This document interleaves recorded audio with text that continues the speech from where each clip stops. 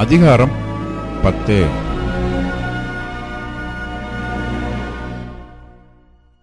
அப்பொழுது அவர் தம்முடைய 12 சீஷர்களையும் தம்மிடத்தில் வரவழைத்து, அசுத்த ஆவிகளை துரத்தவும் சகல வியாதிகளையும் சகல நோய்களையும் நீக்கவும் அவர்களுக்கு அதிகாரம் கொடுத்தார்.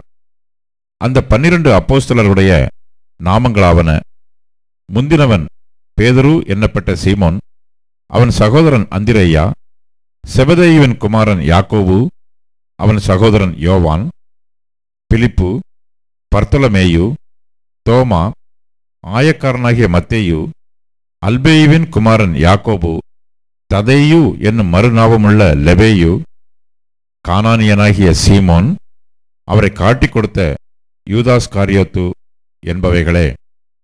இந்த 12 இயேசு அனுப்புகையில் அவர்களுக்கு கட்டளையிட்டு சொன்னது என்னவென்றால், நீங்கள் புறஜாதியார் நாடுகளுக்கு போகாமலும் சமாரியார் பட்டணங்களில் பிரவேசியாமலும் காணாமற் போன ஆடுகளாகிய இஸ்ரவேல் வீட்டாரிடத்திற்கு போங்கள். போகையில் பரலோக ராஜ்யம் சமீபத்திருக்கிறது என்று பிரசங்கியுங்கள்.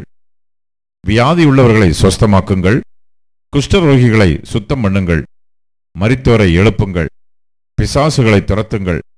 இலவசமாய் பெற்றீர்கள், இலவசமாய் கொடுங்கள். உங்கள் கச்சைகளில் பொன்னையாவது வெள்ளியையாவது செம்பையாவது, வழிக்காக பையையாவது 2 அங்கிகளையாவது பாதரட்சைகளையாவது தடியையாவது தேடி வைக்க வேண்டாம். வேலையாள் தன் ஆகாரத்துக்கு பாத்திரனாயிருக்கிறான். எந்த பட்டணத்திலாவது கிராமத்திலாவது நீங்கள் பிரவேசிக்கும் போது அதிலே பாத்திரமானவன் யாரென்று விசாரித்து நீங்கள் புறப்படும் அளவும் அவனிடத்தில் தங்கியிருங்கள்.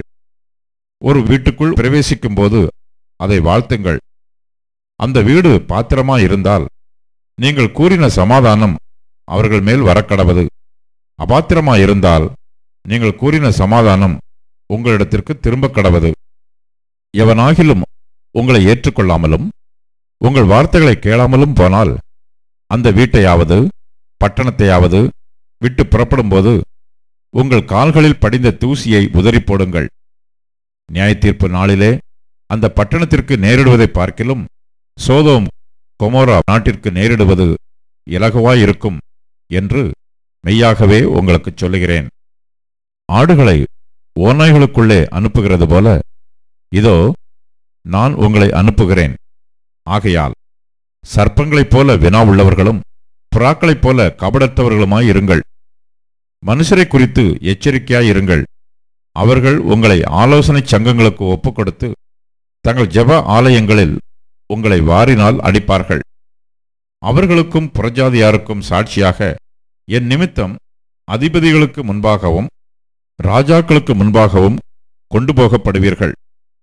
அவர்கள் உங்களை ஒப்புக்கொடுக்கும் போது எப்படி பேசுவோம் என்றும் என்னத்தை பேசுவோம் என்றும் கவலைப்படாதிருங்கள். நீங்கள் பேச வேண்டுவது அந்நேரத்தில் உங்களுக்கு அருளப்படும். பேசுகிறவர்கள் நீங்கள் அல்ல, உங்கள் பிதாவின் ஆவியானவரே உங்களிலிருந்து பேசுகிறவர். சகோதரன் தன் சகோதரனையும் தகப்பன் தன் பிள்ளையையும் மரணத்துக்கு ஒப்புக் கொடுப்பார்கள். பெற்றோருக்கு விரோதமாக பிள்ளைகள் எழும்பி அவர்களை கொலை செய்வார்கள். என் நாமத்தின் நிமித்தம் நீங்கள் எல்லாராலும் பகைக்கப்படுவீர்கள். முடிவு பரியந்தம் நிலைத்திருப்பவனே ரட்சிக்கப்படுவான். ஒரு பட்டணத்தில் உங்களை துன்பப்படுத்தினால் மறு பட்டணத்திற்கு ஓடிப்போங்கள். மனுஷகுமாரன் வருவதற்குள்ளாக நீங்கள் இஸ்ரவேலருடைய பட்டணங்களையெல்லாம் சுற்றி முடியாதென்று மெய்யாகவே உங்களுக்கு சொல்லுகிறேன். சீஷன் தன் போதகனிலும் வேலைக்காரன் தன் எஜமானிலும் மேற்பட்டவன் அல்ல. சீஷன் தன் போதகனைப் போலவும் வேலைக்காரன் தன் எஜமானைப் போலவும் இருப்பது போதும். வீட்டெஜமானையே பெயல்சபூல் என்று சொன்னார்களானால் அவன் வீட்டாரை அப்படி சொல்வது அதிக நிச்சயமல்லவா? அவர்களுக்கு பயப்படாதிருங்கள். வெளியாக்கப்படாத மறைபொருளும் இல்லை, அறியப்படாத இரகசியமும் இல்லை. நான் உங்களுக்கு இருளிலே சொல்லுகிறதை நீங்கள் வெளிச்சத்திலே சொல்லுங்கள். காதிலே கேட்கிறதை நீங்கள் வீடுகளின் மேல் பிரசித்தம் பண்ணுங்கள். ஆத்மாவை கொல்ல வல்லவர்களாயிராமல் சரீரத்தை மாத்திரம் கொல்லுகிறவர்களுக்கு நீங்கள் பயப்பட வேண்டாம். ஆத்துமாவையும் சரீரத்தையும் நரகத்திலே அழிக்க வல்லவருக்கே பயப்படுங்கள். ஒரு காசுக்கு 2 அடைக்கலான் குருவிகளை விற்கிறார்கள் அல்லவா? ஆயினும் உங்கள் பிதாவின் சித்தம் இல்லாமல் அவைகளில் ஒன்றாகிலும் தரையிலே விழாது. உங்கள் தலையிலுள்ள மயிரெல்லாம் எண்ணப்பட்டிருக்கிறது. ஆதலால் பயப்படாதிருங்கள். அநேகம் அடைக்கலான் குருவிகளை பார்க்கிலும் நீங்கள் விசேஷித்தவர்களாய் இருக்கிறீர்கள். மனுஷர் முன்பாக என்னை அறிக்கை பண்ணுகிறவன் எவனோ அவனை நானும் பரலோகத்தில் இருக்கிற என் பிதாவின் முன்பாக அறிக்கை பண்ணுவேன். மனுஷர் முன்பாக என்னை மறுதலிக்கிறவன் எவனோ அவனை நானும் பரலோகத்தில் இருக்கிற என் பிதாவின் முன்பாக மறுதலிப்பேன். பூமியின் மேல் சமாதானத்தை அனுப்ப வந்தேன் என்று எண்ணாதிருங்கள். சமாதானத்தை அல்ல, பட்டயத்தையே அனுப்ப வந்தேன். எப்படியெனில், மகனுக்கும் தகப்பனுக்கும், மகளுக்கும் தாய்க்கும், மருமகளுக்கும் மாமிக்கும் பிரிவினை உண்டாக்க வந்தேன். ஒரு மனுஷனுக்கு சத்துருக்கள் அவன் வீட்டாரே. தகப்பனையாவது தாயையாவது என்னிலும் அதிகமாய் நேசிக்கிறவன் எனக்கு பாத்திரன் அல்ல. மகனையாவது மகளையாவது என்னிலும் அதிகமாய் நேசிக்கிறவன் எனக்கு பாத்திரன் அல்ல. தன் சிலுவையை எடுத்துக்கொண்டு என்னை பின்பற்றாதவன் எனக்கு பாத்திரன் அல்ல. தன் ஜீவனை காக்கிறவன் அதை இழந்து போவான். என் நிமித்தம் தன் ஜீவனை இழந்து போகிறவன் அதை காப்பான். உங்களை ஏற்றுக்கொள்கிறவன் என்னை ஏற்றுக்கொள்கிறான். என்னை ஏற்றுக்கொள்கிறவன் என்னை அனுப்பினவரை ஏற்றுக்கொள்கிறான். தீர்க்கதரிசி என்னும் நாமத்தின் நிமித்தம் தீர்க்கதரிசியை ஏற்றுக்கொள்கிறவன் தீர்க்கதரிசிக்கேற்ற பலனை அடைவான்.